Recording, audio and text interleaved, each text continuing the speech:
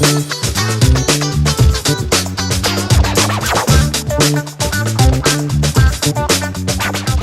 if I brought it up to a tempo like this, you might have a lot more difficulty doing that. Okay, so let's start with A. Right now, you don't have as much time to grab each A. You got to be thinking a little faster on your. Or you could give yourself just 2 beats. You could just go. Oops. See, the teacher screwed up. And you could go to E.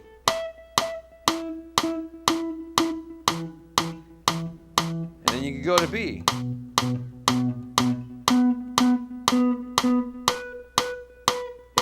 Right? So you can make it as challenging as you want. So don't think that just because you can do it kind of well at first, maybe if this is how, when we first started doing it, if you're doing it really well, then just bring up the tempo a little bit. There's other ways you can incorporate it with the roots, too, of the chords, which are equally important to practice. So you could take all these C's right here and then define them as roots of each of the triad positions. So you could go like this.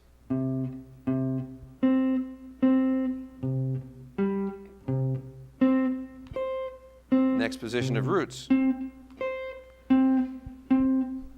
See, I'm just playing 1 bar per root location. So I'll move up this way. 3, 4, next bar, C, roots right here. Next bar, C roots in this position. Next bar, C roots in this position. And finally, up here. Right? And then I can come back down and do the same thing starting in G. Right? Let's give that a try for a second. No, that's probably a little too fast. Let's bring that back down. Okay, here we go. Starting on the root positions in C. 1, 2, 3, 4. Okay, pattern 3, pattern 4, pattern 5, pattern 1. Go to G, pattern 4, pattern 5, pattern 1, pattern 2, pattern 3, pattern 1 for D, pattern 2 for D, pattern 3 for D, pattern 4 for D, pattern 5 for D. Okay? So that's also good practice to incorporate it with the roots for the chord forms, and ultimately those become your scale forms too. So those root locations are very important to drill. Okay. Let's continue on now with some technique exercises that I told you I was going to talk to you about.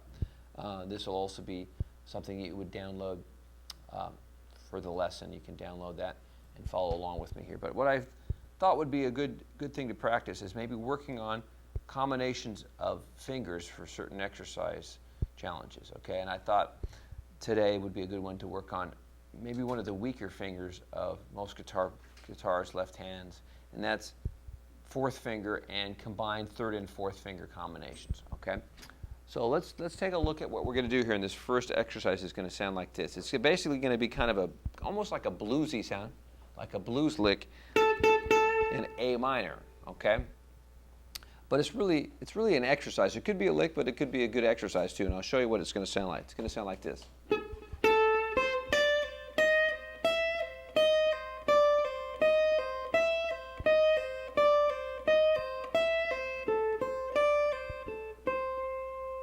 Okay, so check it out again.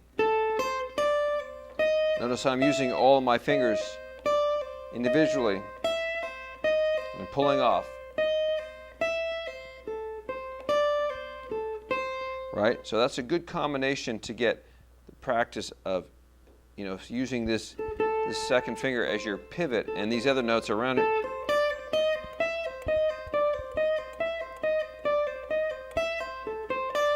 To get stronger, and it really gets stronger because you're pulling off.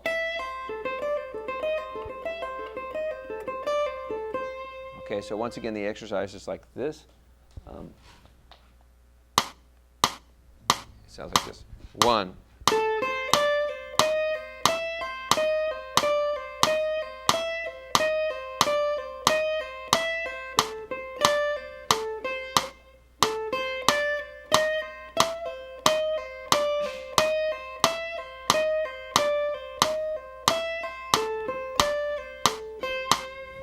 Okay?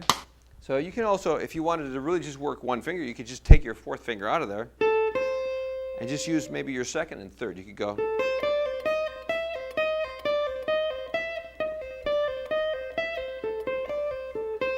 It stretches your fingers a little bit more, but you can also use that as a challenge. Okay?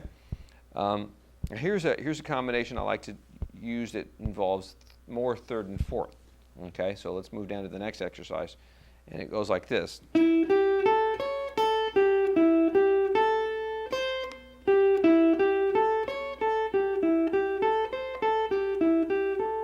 mean, obviously I'm using my first finger as well, but that doesn't mean that most of the emphasis is still on my third and fourth, so it sounds like this.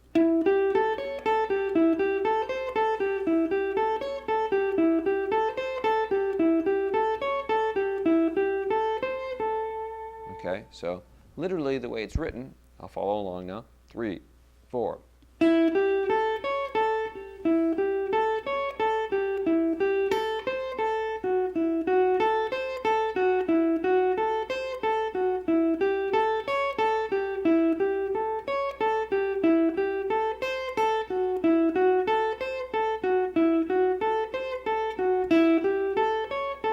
Notice my second finger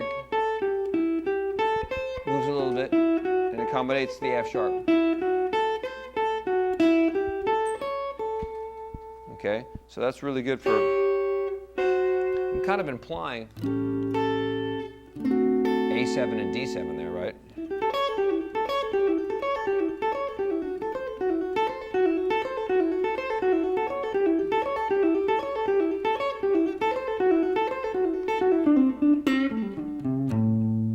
So that's good for hand strengthening, even for pull-offs like I was doing it there.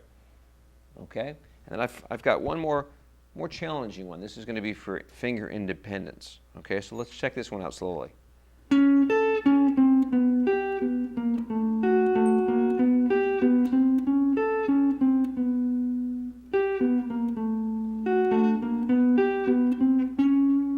Okay, so I was trying out some different fingerings there, but I think this is the way to do it. Watch me again. Actually, like this.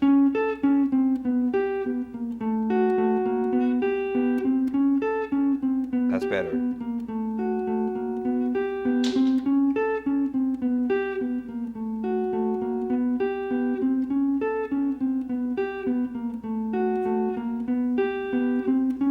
So when I first played it, I wasn't playing it with the right fingers. I think starting with your third and your fourth here are the best way to go. And then moving down to your first and second. And then doing the bar. Is the way you kind of get every finger covered. Okay, so that's a really good technical one too. You don't have to play any of these real fast. It's about playing them accurately and cleanly and really establishing good technique. Okay, but this will definitely, these exercises are going to get your finger independence really together. Okay, so good luck with that and keep working on all the other lessons we've covered. Go back and review from time to time, and I'll see you next lesson.